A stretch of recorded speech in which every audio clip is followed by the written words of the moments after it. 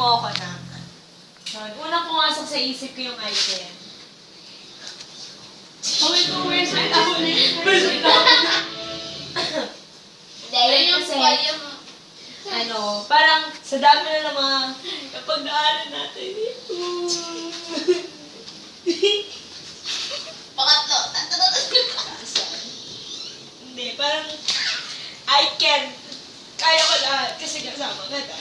Yun, so siguro yung mga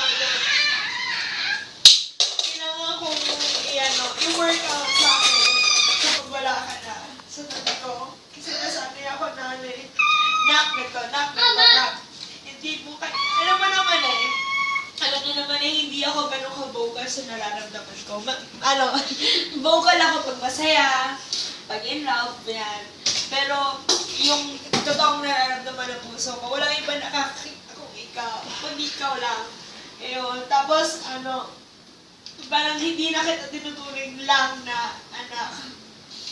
Kundi parang, as in yung part ng buhay ko, na no one can touch you.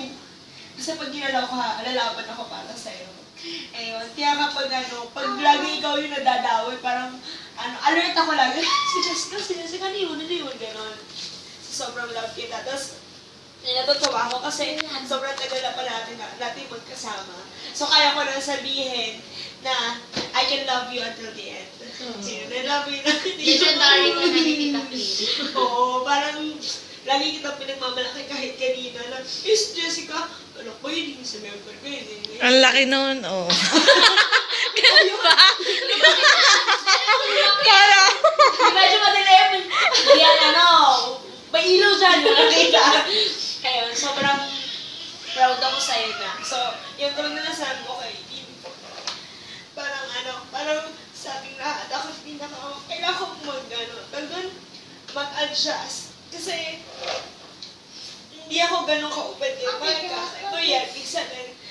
Para kasing, tulad na sinabi ko kay Linford, ako yung malaking shoulder sa kanila. Ganun. Pero ikaw yung shoulder ko. Ikaw nga yung absorber ko, di ba? Yan, mamitastir na. Yan, hindi ko alam kung anong adjust yung gagawin natin kapag nandun ka. Hindi naman pwedeng whenever I want, kontakin ka lang, di ba? May problema ko. Kasi syempre, bigyan mo naman tayo ng oras doon. Yun, sobrang yun, I can. Kung alis ka na, pupunta ko pa fly ka kasi you can fly. So, habang hinihintay kita while you're flying, I can dance. Ngayon, kasi lang, siguro isa sa mga promises na alam ko, tutuparin ko, I can love you until the end. I love you. Till the end of the Happy birthday! Tumuloy si Mon.